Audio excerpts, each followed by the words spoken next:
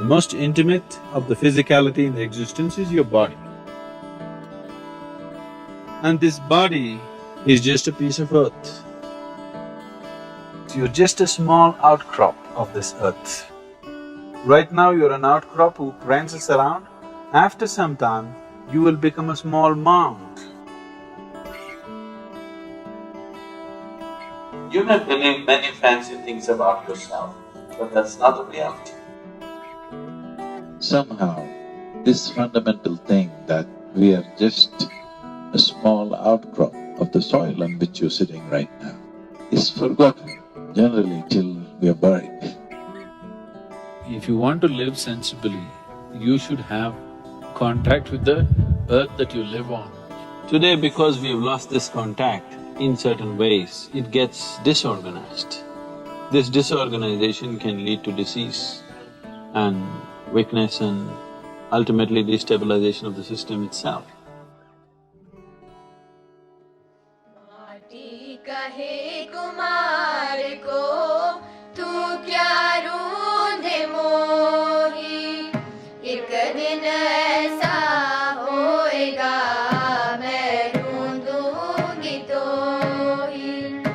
आए हैं सो जाएंगे राजा रंग फकीर, आए हैं सो जाएंगे राजा रंग फकीर। माटी कहे कुम्हार को तू क्या रूंधे मोही, एक दिन ऐसा होएगा मैं रूंधूंगी तो ही। I must tell you this experience. We had a yogic hospital in our yoga center in India. We called it yogic hospital. We did not want it to grow too much because we don't want to turn into a hospital full-time. We are a spiritual center so we're keeping it low-key. Once when I came here, I spoke and a few doctors, American doctors who were interested, they traveled to India. They came and stayed there for 3 days and after 3 days, one of the volunteers came and told me all the American doctors are up in arms, they want to leave. I said, what happened? They said, it's best that you meet them, they're just off.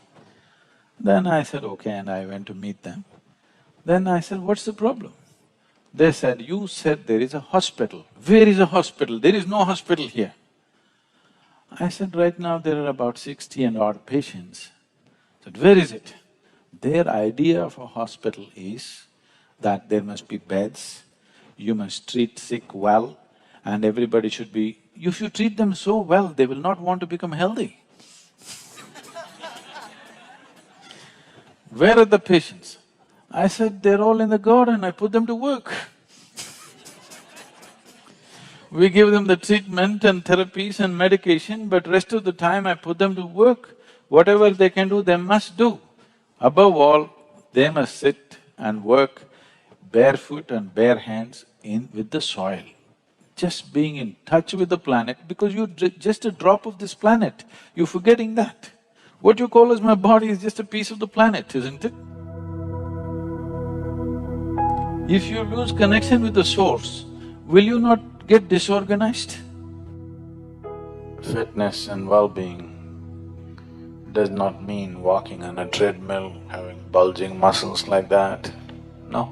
To strengthen the integrity of elements in our system is very important.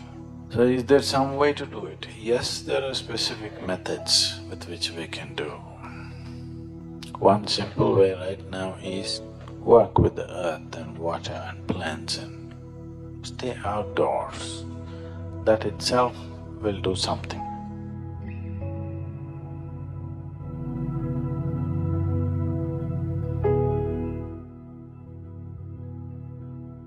So fundamentally, if there is a certain assurance of nourishment happening to the body in terms of food, and there's clean air to breathe, and being in touch with the earth can complete the health process altogether. So if you can't be in tune with that, if you're a very affluent and fashionable, you can have a mud bath. That's another way.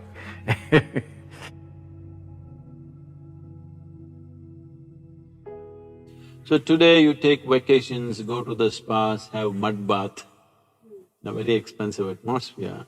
But every day if you stick your hands into the earth, or at least for a few minutes a day, you would see the body would be in a much better condition because whenever it's in contact with the earth, the body reorganizes itself. The more you're in touch with it, it's better. You can't… all of you can't turn into farmers now, and maybe you're living on the 12th floor and you can't be a gardener either. So, at least being in touch with the earth, palms and soles are very sensitive to this. If your hands and your bare feet in contact with the earth, it'll make a difference. Or at least you do your… I don't recommend this, but if you are doing your afternoon siesta, do it under a tree with your spine in contact with the earth, things will happen very well. Or to be in a natural pool of water which is in the earth, like a lake or a river or an ocean, will do tremendous things to the system. You know the grounding, you know, the electricity groundings we do. Is it called grounding here? What do you call it? Earthing. It's called earthing or grounding, you know, it's called earthing actually. So, when you earth the electrical connections, one thing is to keep it wet, because if it is wet, it gets conducted better. So, this is why in all the Indian temples, why do you think people are making their bodies wet and lying down on the floor in prostration? Is just this, not just earthing, that special earth which is energized earth around. So, you want the entire body to be in touch with the thing. So, men go bare-bodied, at least their upper body is bare. Women go with wet clothes so that contact is there. This contact with nature, whether it's earth or air or water, is most important. If that is not there, the body will slowly lose its integrity, it'll lose its stability, it loses many abilities that it is capable of. It may still survive, it may not die tomorrow morning, but it loses its variety of capabilities that it has come with. The many possibilities, the array of possibilities that human system carries is lost as you lose contact with the natural element. Especially before you go for dinner or for lunch, especially before that, at least for half an hour, walk without footwear, not on this granite, either in the grass or in the mud outside. You will see body being in touch with the earth. When you eat the food that you eat, the way it integrates it is very different. Digestion will anyway happen, but how much you can integrate into the system depends on how much you're in tune with the earth. So, even half an hour, if you walk without shoes or footwear, and the body remains in touch with the earth, you will see the elements will function with little more integrity than the way it is right now. Walking and playing barefoot is really coming into vogue. The yogic systems have always recommended this, and now science is getting there too.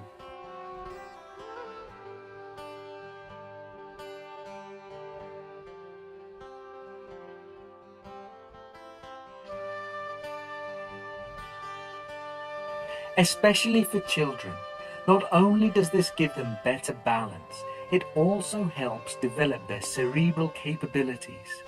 The nerves of the feet are sensitive, and as they come in contact with the ground, the child develops a better understanding of their environment and also experiences better awareness of the body. Walking barefoot has been linked to better agility, stronger leg muscles, and lower risk of injury. Being in touch with the earth has many other aspects to it. In the ashram, I always told people, no matter what work you're doing, at least for 1 hour a day, you must stick your fingers into the earth. You do something with the garden somewhere, your hands should get muddy. This will build a natural physical memory in you, a bodily memory in you that you are mortal.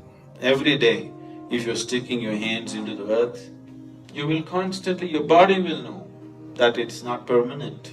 And because the body has a memory of its own. It's body's memory far more significant than the mental memory. Right now, the memory that your body carries is ruling you far more than the memories of your mind. Physiologically, on the cellular level, on the elemental level, you're constantly being reminded that you're mortal if you're close to the earth. See, the reminder of your mortality is the most key element in your spiritual process. Why would you long to know something beyond the body? Only because you know it will end one day, isn't it? Suppose this body was immortal, who the hell is going to sit and meditate? Who the hell wants to know anything beyond this, if this was immortal by itself, isn't it? Because somewhere, even if you're not consciously aware, somewhere deep down, you know your expiry date is on. The expiry date is on, you're trying to stretch it a bit, but you know you have an expiry date. It is because of that the longing to know, isn't it? So the fundamentals of spiritual process is your mortality. If you are reminded of your mortality, naturally you will want to know. There are various practices in India as to how to connect to the earth experientially, many practices. Just sitting down, cross-legged on the floor, the body in some way experientially is reminded. There is a reminder for the body that this is just this. The moment it is in touch with the earth, it knows it is this. Those of you who have very unstable bodies, that is, you tend to fall sick very easily and, constantly those kind of things. If you just get off your cot and sleep on the floor, you will see it'll make a big difference. Just that much. Just maybe 18 inches away you are, just get 18 inches closer.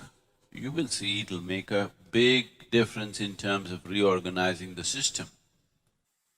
I would say 80% of your health depends on this, how much you're in tune with the earth. 80%. 80% of your chronic ailments can just vanish simply because you kind of found a little rapport with the earth on which you're walking or sitting right now.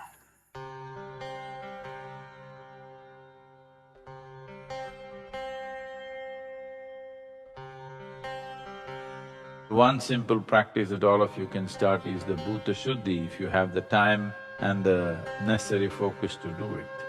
Bhuta Shuddhi means, Bhuta means Panchabhutas or the 5 elements. Shuddhi means to cleanse that. Whether it is the physical body or the larger body of the creation itself, essential is made of 5 elements of earth, water, fire, air, space. What you call as myself is just a mischief of these 5 elements. If you know how to organize these 5 elements properly, if you know how to keep these five elements within yourself, then there is nothing more to life in terms of health, well-being, perception, knowing, everything, enlightenment. Everything is handled if only you know how to keep these five elements properly. This elemental play happens in a different way when it's in touch with the earth. Every time I hear this, particularly when I'm in the United States, I still can't come to terms with it. People calling earth as dirt. Maybe it's just another word, but in our mind, dirt means… What is dirt for you? Huh?